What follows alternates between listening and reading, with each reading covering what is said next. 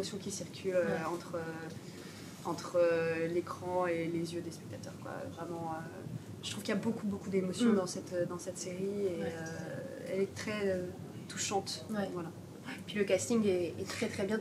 Enfin voilà, tout match très bien, je trouve. Mes partenaires de jeu sont extraordinaires. J'ai vraiment une pensée pour tout le monde, pour Jonas Bloqué, pour Guillaume Labbé, pour Olivia Cotte, pour Thierry Godard, Anne Loiret, Jean-Marc Barr, Lucia Passanti, enfin tout le monde, quoi. C'était vraiment c'était une super rencontre, tout le monde était à fond. Ça c'est David qui nous emmène, David il a cette magie là, c'est vrai, à chacun des projets, mais là particulièrement Rivage, gros coup de cœur.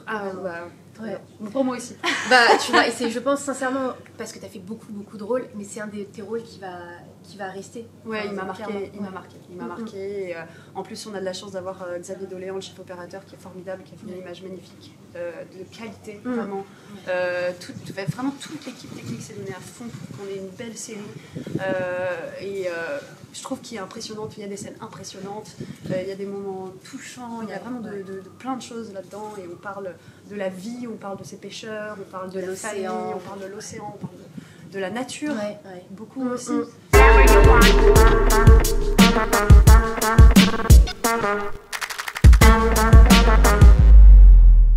Aujourd'hui, je suis joie de cette interview. Vous allez comprendre pourquoi. Déjà, première chose, je reçois une comédienne que j'affectionne particulièrement. Elle est à côté de moi. Fleur Geoffrier est ici pour répondre à quelques-unes de mes questions. Et deuxième chose, on est là pour parler de la nouvelle série événement de France 2, Rivage. Incroyable, vraiment 6 épisodes du début à la fin que j'ai regardé en une seule journée, je vais être très honnête avec vous, et gros coup de cœur, donc on est là pour en parler. Comment tu vas? Très bien, très heureuse d'être là. Vous avez eu le prix déjà au Canada, le prix du public. Oui, c'est fou. Festival Montréal Série, on est trop heureux. On y était avec David la semaine dernière et on a été très bien reçus. Et le public de Montréal, formidable, très chaleureux et trop content d'avoir eu le prix. C'est dingue. Est-ce que tu peux nous pitcher un petit peu la série sans trop spoiler? Et puis ton personnage d'Abigail. Donc la série, ça raconte l'histoire d'abord d'un naufrage. Ça commence par un naufrage d'un chalutier de pêcheurs avec 15 pêcheurs à son bord qui disparaissent tous, meurent tous.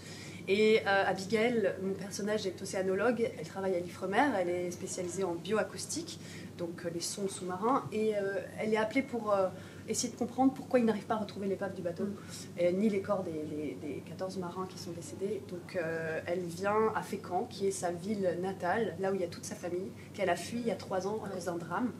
Donc elle va revenir se confronter à son passé et en même temps à ce qui se passe dans la baie de Fécamp. On voit que déjà ça a été un tournage intense entre terre et mer. On sait que la mer, il y a toujours des petits risques. Comment s'est passé ce tournage? Alors ça a été intense. Intense déjà en émotion, parce que toute l'histoire est très émotionnelle. On est très connecté aux émotions de tous les personnages. Donc c'est ce qu'on ressent, je trouve, beaucoup en regardant la série. Donc intense à ce niveau-là, intense aussi physiquement, parce qu'on a passé à peu près 8 ou 9 jours en mer, en bateau. C'est énorme.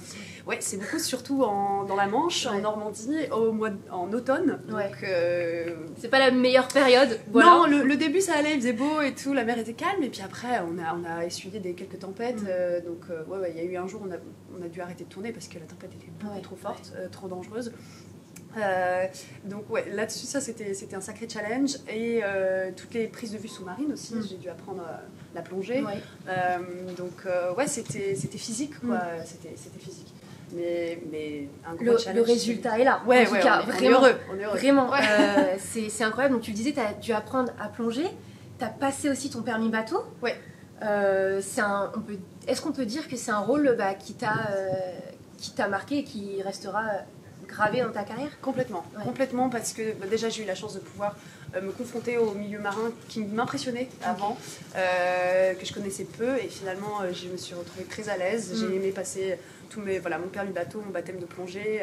J'avais hâte d'aller dans l'eau, j'avais hâte de faire ces plans dans l'eau, même si j'appréhendais quand même un petit peu. Mais j'appréhendais pour toi aussi. Quand je te voyais, je me disais, ah ouais, est-ce que c'est des doublures ou pas? Et t'as fait quasiment tout. Oui, j'ai fait tout. Si je dis pas de bêtises. J'ai fait tout. J'avais des doublures quand même parce que je pouvais pas rester dans l'eau trop de temps. Oui, en fait, bah oui, pour des questions de sécurité. Ouais. Donc j'avais 2 doublures avec moi qui ont fait surtout des plans larges pour nous aider pour qu'on ne perde pas trop de temps non plus.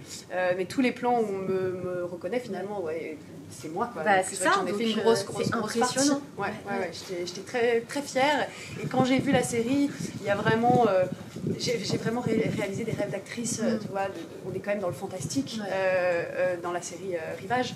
Et donc il y a des scènes qui sont très puissantes. Oui, c'est ce que je disais, mon enfant intérieur était tellement heureux quoi, de pouvoir voir tout ça et de vivre tout ça. Parce que jusqu'à 30 mètres de profondeur, oui, vous avez plongé. On s'est retrouvés à un moment un peu profond. On n'a pas fait attention, on était en Corse, on plongeait en Corse parce que dans la Manche on voit rien. Donc on a fait des prises de vue sous-marines en Méditerranée. Et on ne se rend pas compte en fait qu'on coule tout doucement. Quand on travaille sous l'eau, puis d'un coup on lève la tête et ah oui, c'est un peu haut. D'un coup, il faut remonter un petit peu là. Donc, mais on s'en rend pas compte en fait. Parce que tu es happé dans le rôle, dans l'univers que David aussi, le réalisateur, a pu vous mettre en place. Oui, complètement. On est dedans, puis on est très concentré sur ce qu'on fait. David il plongeait avec moi à chaque fois.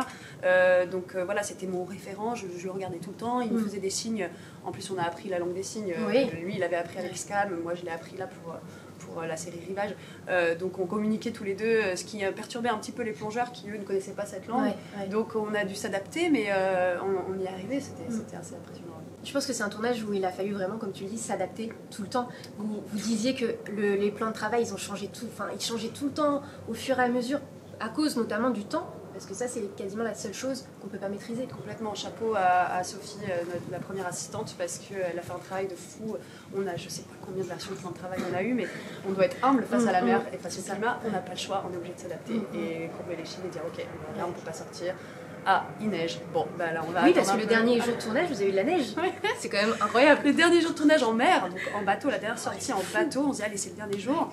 On est tous chauds, on est tous prêts, il fait nuit encore, c'est le matin. C'était une scène compliquée. Oui, c'était une scène complexe avec plusieurs bateaux, tout à fait. C'est dans l'épisode 5, je crois, si je dis pas de bêtises. Ouais, 5 ou 6, vraiment c'est assez impressionnant. Et d'un coup, on se prépare, on prend le dernier café avant de se dire allez, on va partir en bateau. Et là, d'un coup, qu'est-ce que c'est que ça? Il se met à neiger. De la neige. Et là, on a été un peu abattus. J'avoue, on était un peu abattus en disant c'est pas possible, il faut qu'on la rende cette journée. Et heureusement, ça a duré, je crois, 1h30, 2 heures. On a attendu et après, on a pu repartir. On a raclé la glace dans le bateau et puis on est parti. Est-ce que tu as eu peur de temps en temps? Parce que ce que je te disais, quand j'ai regardé les 6 épisodes, tu te dis, mais c'est un vrai rôle. Tu as incarné le rôle de A à Z.